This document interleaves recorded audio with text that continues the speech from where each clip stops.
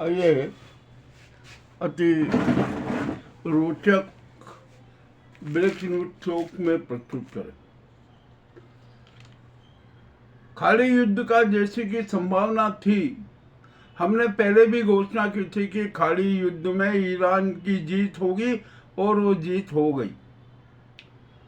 Trump और Israel के सारे षड्यंत्र नाकाम हो गए।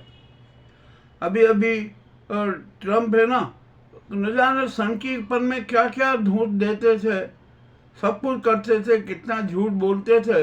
बोला था कि हॉर्मुज़ नहीं खोला तो 48 घंटे में ईरान को तबाह कर देंगे, समूचा नष्ट कर देंगे। नहीं कर सके, मामला हो गया। और अब तो अमेरिका की ये स्थिति हो गई कि एक तो आर्थिक संकट खड़ा हो गया, 200 अरब डॉलर का स्वीकृति भी शायद ही नहीं मिल पाई, और अमेरिका के पास में बारूद, प्लेन और अन्य सारी सुविधाएं समाप्त हो गई। इन्हें गहन संकट में थे। तो ट्रंप ने फिर एक दाव खेल लिया और उन्होंने कहा कि अपनी इज्जत बचाना, कैसे इज्जत बचा, तो उन्होंने खुद ने ही घोषणा कर दी युद्ध विराम की कि 5 दिन के लिए युद्ध विराम किया जाता है। ईरान पर किसी भी प्रकार का हमला नहीं होगा। वाह भाई, चलो अच्छा है। और ये अवधि है ना, हो सकता है कि बाद में 5 दिन के बाद 5 दिन और बढ़ जाए, 5 दिन और बढ़ जाए, ऐसा हो सकता है। परंतु ट्रंप की बातों में विश्वास नहीं होता। और ट्रंप ने एक बहुत बड़ा झूठ बोल दिया कि युद्ध विराम के लिए ईरानी नेताओं से हमारी बातचीत हो चुकी है, उसी के आधार पे मैं सरेंडर कर रहा हूँ। परंतु ईरान के नेताओं ने स्पष्ट कर दिया कि ट्रंप से ऐसी कोई बात नहीं हुई, ये सब झूठ बोल रहे हैं और जनता को भ्रमित कर रहे हैं, विश्व को भ्रमित कर रहे हैं। अब जो भी हुआ होना, ये सारा हो गया और ट्रंप ने मैदान छोड़ के भाग गए। 9 वर्ष में ईरान ने महाशक्ति को धूल चटा दी। ईरान को बधाई। अब यहाँ पर सवाल आता है इजराइल का। ग्रेट इजराइल का जो सपना साकार करने वाले थे ना, वो तो ध्वस्त हो गया और इजराइल धुआं धुआं हो गया। अभी अभी जब मैं समाचारों की समीक्षा करने बैठा था ना, तो एक मैसेज आया कि नेतन्याहू जिंदा है और अब वो उनको नसों में भयंकर ट्यूमर हो गया है और वो गंभीर स्थिति में है और वे अस्पताल में भर्ती हैं। अब भर्ती रहो भाई, क्या दिक्कत है। मगर खाड़ी युद्ध में कितने फर्जी और फेक समाचार आए, इसकी भी पुष्टि हो गई। अब चलिए, ये भी हो गया, युद्ध विराम हो गया। हॉर्मुज़ पर इजराइल का ही कब्जा रहेगा, उसका ही राज चलेगा। अब यहाँ पर अभी इजराइल से वहाँ के एक प्रवक्ता ने बताया कि भारत को हमने कोई सुविधा नहीं दी है और स्पष्ट कहा है कि हमारी शर्तों के आधार पर आपको चलना होगा, तो ही हम आपके जिन जहाज़ों को परमिशन देंगे और टोल टैक्स भी देना पड़ेगा। ये भी ईरान ने घोषणा कर दी। तो मोदी जी का जो डंका था ना, वो झूठ बोलने वाला था, वो भी सब फ्लॉप हो गया। अब यहाँ पर जो ट्रंप ने सरेंडर किया ना, तो उससे अरब राष्ट्रों में भी एक नई शक्ति आ गई। अरे उन्होंने कहा कि अमेरिका का पीछा छोड़ो, उसके भरोसे अब रहना ही नहीं है और ना उससे शस्त्र खरीदना है। शस्त्र खरीदेंगे तो ईरान से खरीद लेंगे।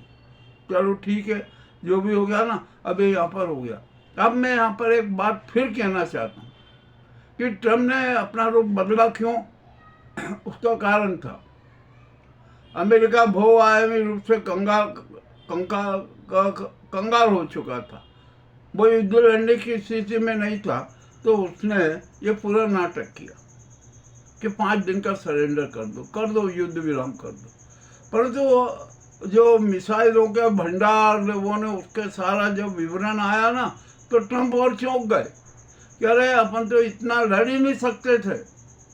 और उनको भय था, ट्रंप को भय लगा, जैसा कि हमने समाचार प्रसारित किया था कि ईरान है ना, बदला लेने के लिए अमेरिका में 9/11 जैसे हमले कर सकता है और करेगा, तो मगर वो हमले एक शहर पे नहीं होंगे। अमेरिका के अनेक अनेक अनेक शहरों पे 9/11 जैसे हमले होंगे, और यदि ऐसा हो जाता ना तो अमेरिका और तबाह हो जाता। तो इसलिए ट्रंप को आत्मसमर्पण करना, युद्ध से भागना और युद्ध विराम की घोषणा अनिवार्य था। अब ट्रंप पे महाभियोग चलेगा, अपराधी हो जाएंगे, पद भी छोड़ना पड़ेगा। और अब तो आईसीसी है ना, हमारा उससे भी एक अनुरोध है कि आप ट्रंप को भी है ना युद्ध अपराधी घोषित कीजिए, स्वतः संज्ञान लेकर। सारी स्थितियां सब सामने हैं, इसमें कोई दिक्कत नहीं होगा।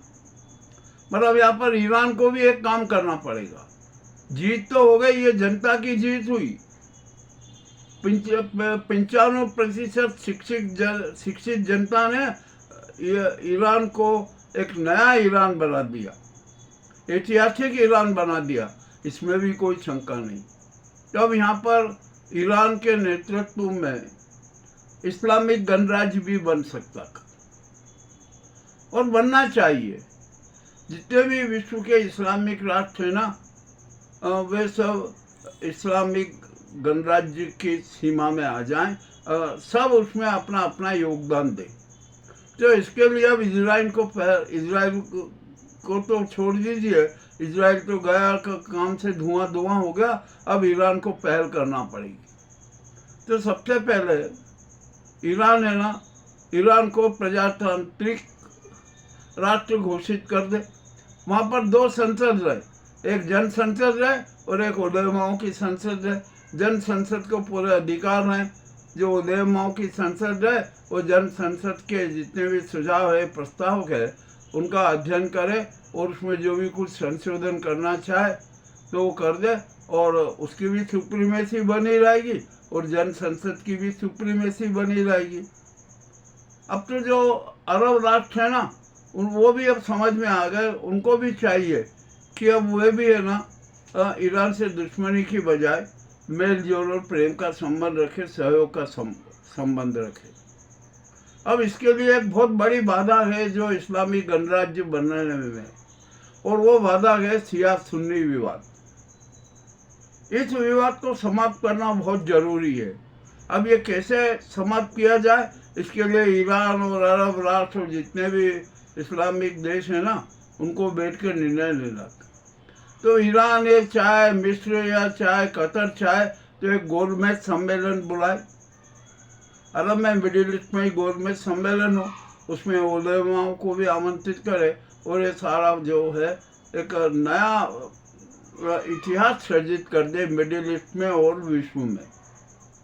आज अभी तो मैं इतना ही कहना चाहता हूँ, इससे ज़्यादा कहूँगा भी नहीं। आज हमारे भारत में हमारे महान प्रधानमंत्री जी, विष्णु के अवतार प्रधानमंत्री जी ने बहुत भाषण दिए। अरे ये कहा वो करा, ये करा, अरे सब कुछ करा। मगर आप तो इजराइल के नेतन्याहू के चरणदास थे ना, ट्रंप के चरणदास थे ना, साष्टांग करते थे। अब वो भी पलट गए, तो अब इनको भी मजबूरी हो गई कि अब क्या किया जाए। ईरान तो इनकी सारी पोल खोल रहा है कि ये कुछ भी नहीं है, हमने कोई सुविधा नहीं दी, ये नहीं दी, जो भी होना था वो हो गया। अब अमेरिका और इजराइल के पलायन पर यहाँ पर मातम मना रहे हैं। और कौन मना रहा है? ये मोदी गैंग, भाजपाई और संघी चेहरे और संघ, ये सब मातम मना रहे हैं, मरसिया पढ़ रहे हैं। अरे भैया अब क्या होगा, आपका तो सपना टूट ही गया ना। चलो जो भी होना था ये भी हो गया, अब कोई दिक्कत नहीं है। अभी मुझे बड़ा विचित्र समाचार मिला कि अब हमारे यहाँ पर गैस उपभोक्ताओं के साथ भी एक बड़ा खेला होगा। आज तक जो सिलेंडर आता था ना, वो 14.2 kg का आता, अब वही सिलेंडर 10 kg का किया जा रहा है। यानी हर सिलेंडर पर 4.2 kg गैस बचाए जाने की बात की जा रही है। अब देखते हैं मूल्य कितना होगा, क्या होगा, किस प्रकार के नाटक होंगे अभी देखते क्या नहीं है। पेट्रोल डीजल के भाव तो बढ़ ही रहे, उसमें भी कोई शंका नहीं है। अनेक प्रकार के संकट हमारे सामने हैं। कोरोना काल से ज़्यादा संकट हमारे सामने आ गए हैं। अब देखते हैं हम इनको कैसे हल करें। मगर यहाँ पर